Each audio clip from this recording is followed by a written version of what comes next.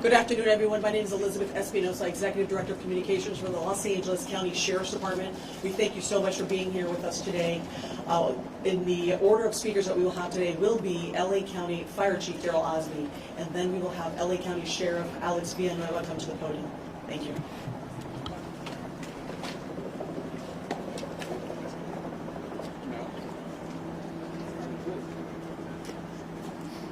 Let's go live with Chief Darrell Osby of the County Fire Department. Good afternoon. My name is Darrell Osby, and I'm the Fire Chief of the Los Angeles County Fire Department. I want to thank you for coming here to today's briefing of the Willow incident. Today, shortly before 10 o'clock at 9:47 a.m., the Los Angeles County Fire Department received a 911 call of a potential helicopter down in a brush fire at the intersection of Los Virgenes Road and Willow Glen Street in the city of Calabasas in unincorporated Los Angeles County.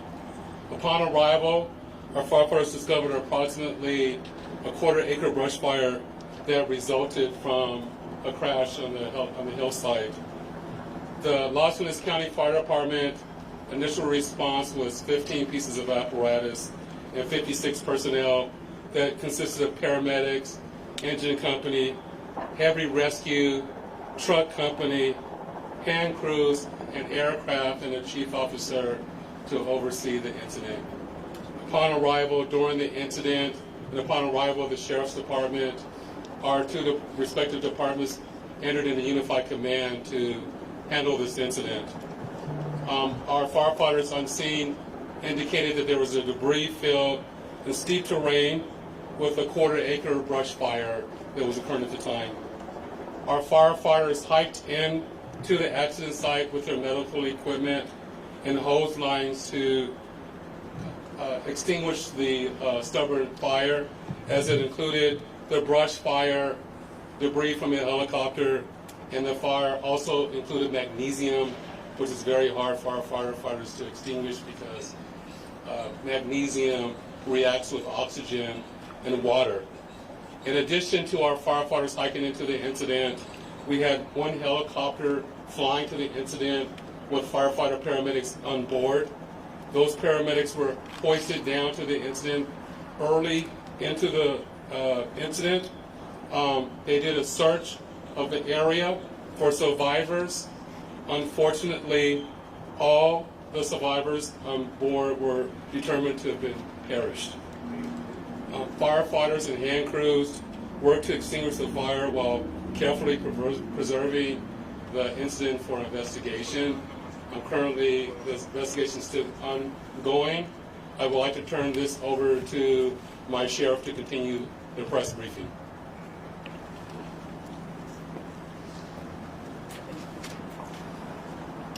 Thank you, Chief Osby. Personnel from Los Angeles Sheriff's Station responded to the scene of the crash site and assisted the fire department, and we've established a containment area, and now our Aero Bureau has a handle on traffic or aircraft accidents. However, when there's a fatality, then it switches to the National Transportation Safety Bureau, the NTSB, and the Federal Aviation Administration, the FAA. The FAA is already on scene and assisting.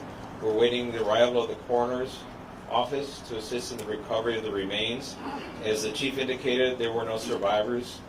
We have a manifest that indicates that there was 9 people on board the aircraft, the pilot plus 8 individuals. There is wide speculation of who the identities are. However, it would be entirely inappropriate right now to identify anyone by name until the coroner has made the identification through their very deliberative process, and they've made notifications to next of kin. And it'd be extremely disrespectful to understand that your loved one was perished and you learn about it from TMZ. That is just wholly inappropriate, so we're not going to be going there.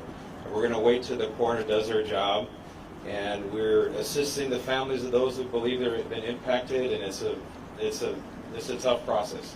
And our hope goes out to all of the members who were on board, all the family of everyone who was on board this aircraft, and God bless their souls. So at this point in time, we have nothing that we can add until the coroner does their job, and we'll be making those notifications when we have the information. and we know the next of kin have been notified, then we can release the information publicly. And you'll be notified in subsequent announcements. Sheriff, there's one thing you can confirm. does that Do we mean there were have a 9 bodies? confirmation actually of 9 bodies there at the scene? That is our belief, yes. So we realize at this point there are so many questions. There's a lot of information out there, and again, we understand.